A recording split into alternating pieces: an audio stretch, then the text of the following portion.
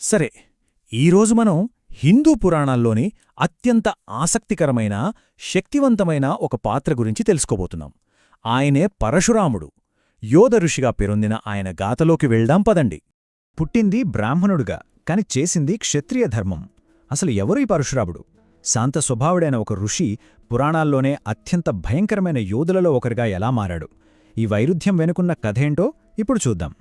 సరే, పరశురాముడు గురించి పూర్తిగా అర్థం చేసుకోవాలంటే ముందు ఆయన జననం, ఆయన పొందిన అసాధారణ శిక్షణ గురించి తెలుసుకోవాలి. పరశురాముడు సాక్షాత్తు శ్రీ మహావిష్ణువు యొక్క 6వ అవతారం. ఆయన జమదగ్ని మహర్షి, రేణుకాదేవుల కుమారుడు. అంటే పుట్టింది ఒక బ్రాహ్మణ కుటుంబంలో, కాని ఆయన శిక్షణ పొందింది సాక్షాత్తు పరమశివుడి దగ్గర. శివుడే ప్రసన్నుడై ఆయనకు పరశువు అనే ఒక దివ్యమైన గొడ్డలిను ఇచ్చాడు. అప్పటినుంచి రాముడు అనే పేరు కాస్త పరశురాముడుగా, అంటే గొడ్డలితో ఉన్న రాముడుగా మారింది.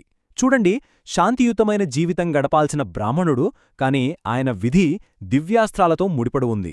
అందుకే పరశురాముడిని బ్రహ్మ క్షత్రియ అని పిలుస్తారు. అంటే పుట్టుకతో బ్రాహ్మణుడు, కాని లక్షణాల్లో అంటే ఆ దూకుడు, ధైర్యం, యుద్ధ నైపుణ్యాలని ఒక క్షత్రియుడివే. ఇక్కడే ఆయన జీవితంలోని అసలైన సంఘర్షణ మనకు కనిపిస్తుంది. ఒకవైపు బ్రాహ్మణ ధర్మం, మరోవైపు క్షత్రియ ధర్మం. ఈ రెండు వ్యతిరేక ప్రపంచాలను తనలో ఇముడ్చుకున్న ఏకైక వ్యక్తి ఆయన. ఇక ఆయన జీవితంలో జరిగిన అత్యంత కఠినమైన, మనస్సును కలచివేసే ఒక సంఘటన గురించి ఇప్పుడు మాట్లాడుకుందాం.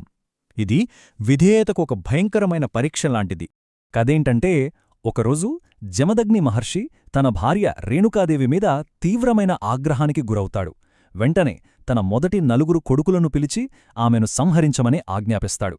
కాని వాళ్లు తల్లిమీదున్న ప్రేమతో ఆ పని చెయ్యలేరు. ఇక చివరివాడైన పరశురాముడి వంతు వస్తుంది. తండ్రి తల్లితోపాటు తనకు ఎదురు చెప్పిన అన్నలను కూడా చంపమని ఆదేశిస్తాడు. పరశురాముడు ఒక్క క్షణం కూడా ఆలోచించలేదు.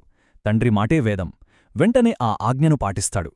అతని విధేయతకు మెచ్చిన జమదగ్ని ఒక వరం కోరుకోమంటాడు.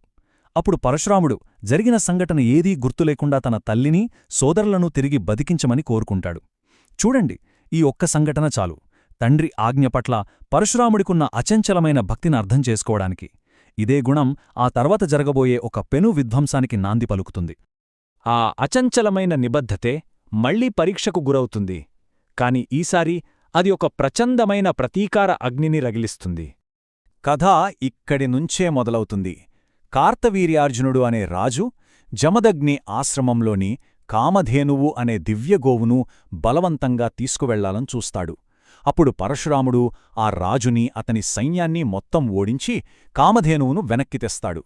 కాని ప్రతీకారంతో రగిలిపోతున్న రాజుకొడుకులు పరశురాముడు ఆశ్రమంలో లేని సమయం చూసి ఆయన తండ్రి జమదగ్నిని దారుణంగా హత్య చేస్తారు. భర్త మరణాన్ని చూసి తట్టుకోలేని రేణుకాదేవి దుఃఖంతో 21 సార్లు గుండెలు బాదుకుంటుంది. ఒక ఆవుతో మొదలైన చిన్న వివాదం తండ్రి హత్య వరకు దారితీసింది. ఇదే చరిత్రలో నిలిచిపోయే ఒక భయంకరమైన ప్రతీకార శపథానికి కారణమైంది. ఇక్కడ ఈ 21 అనే సంఖ్య చాలా ముఖ్యం. కొందరు తన తండ్రి శరీరంపై ఉన్న 21 గాయాలను చూసి అంటారు, మరికొందరు తన తల్లి 21 సార్లు గుండెల బాదుకొని ఏడవడం చూసి అంటారు. కారణం ఏదైనా, పరశురాముడు ఒక భీకరమైన శపథం చేస్తాడు. ఈ భూమిమీద ఉన్న అహంకారపూరిత క్షత్రియ వంశాలను ఒక్కసారి కాదు, 2 సార్లు కాదు, ఏకంగా 21 సార్లు నిర్మూలిస్తానని ప్రతిజ్ఞ చేస్తాడు. ఆ శపథం కేవలం మాటలకే పరిమితం కాలేదు. ఆయన దాన్ని అక్షరాలా నెరవేర్చాడు. హైహయ వంశంతో పాటు వాళ్లకు సహకరించిన ప్రతీ క్షత్రియ వంశాన్ని నాశనం చేశాడు. అలా 21 సార్లు భూమిని క్షత్రియరహితం చేశాడు. అంతేకాదు, ఆ యుద్ధాల్లో చంపిన వాళ్ల రక్తంతో 5 పెద్ద సరస్సులను నింపి తన పితృదేవతలకు తర్పణం విడిచాడంటే ఆయన ప్రతీకారం ఎంత తీవ్రంగా ఉందో మనం అర్థం చేసుకోవచ్చు. ఇన్ని యుద్ధాలు, ఇంత విధ్వంసం తర్వాత పరశురాముడి కథ ఊహించని మలుపు తీసుకుంటుంది. సంహారకుడి పాత్ర నుంచి సృష్టికర్తగా మారతాడు. తన ప్రతీకార శపథం పూర్తయ్యాక ఆయన తాను గెలిచిన భూమి మొత్తాన్ని కశ్యప మహర్షికి దానమిస్తాడు. ఎంతలా అంటే చివరికి తను నిలబడటానికి కూడా చోటు లేకుండా చేసుకుంటాడు. ఏ ప్రపంచం కోసమైతే అంత పోరాటం చేశాడో అదే ప్రపంచాన్ని తృణప్రాయంగా వదిలేశాడు. ఈ మార్పు ఎంత గొప్పదో చూడండి. ఒకప్పుడు 21 క్షత్రియ వంశాలను నాశనం చేసిన సంహారకుడు ఇప్పుడు భూమికోసం వరుణదేవుణ్ణి ప్రార్థించిన సృష్టికర్త అయ్యాడు. ఒకప్పుడు సరస్సులను రక్తంతో నింపినవాడు ఇప్పుడు తన గొడ్డలిని విసిరి సముద్రాన్ని వెనక్కి నెట్టి కొంకణ్, కేరళ వంటి ప్రాంతాలను సృష్టించాడు. అంటే ఏ గొడ్డలైతే విధ్వంసానికి చిహ్నంగా నిలిచిందో అదే గొడ్డలి ఇప్పుడు సృష్టికి సాధనంగా మారింది. ఇది కదా అసలైన పరివర్తన. యుద్ధాలు ముగిశాయి, ప్రతీకారం తీరింది. కాని పరశురాముడి కథ మాత్రం ఇంకా ముగియలేదు. ఎందుకంటే ఆయన ఒక చిరంజీవి.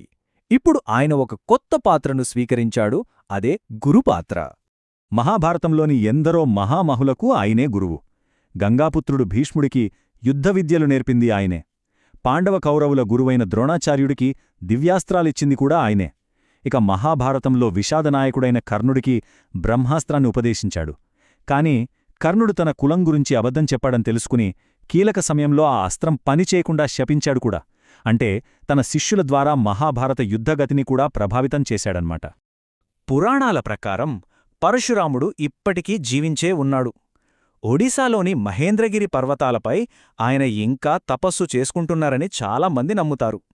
సప్త చిరంజీవులలో ఒకరిగా ఆయన నిర్వర్తించాల్సిన చివరి అతి ముఖ్యమైన కార్యం ఇంకా మిగిలే ఉంది. ఆయన కథకు ముగింపు లేదు. ఎందుకంటే ఈ కలియుగమంతంలో రాబోయే శ్రీమహావిష్ణువు చివరి అవతారం కలికికి గురువుగా మారి సకల అస్త్రశస్త్ర విద్యలు నేర్పడానికి ఆయన ఎదురుచూస్తున్నాడు. అందుకే పరశురాముడి గాథ ఇప్పటికీ అంత ప్రసిద్ధి. ఆయన గడిచిపోయిన యుగాలకు, రాబోయే భవిష్యత్తుకు మధ్య ఒక వారధిలాంటివాడు. తన చివరి శిష్యుడి కోసం వేచిచూస్తున్న అమర గురువు. పరశురాముని జీవితం మన ముందు ఒక పెద్ద ప్రశ్ననుంచుతుంది. లోకంలో ధర్మాన్ని, సమతుల్యతను నిలబెట్టడానికి కొన్నిసార్లు ఇంత తీవ్రమైన, హింసాత్మకమైన మార్గం అవసరమా?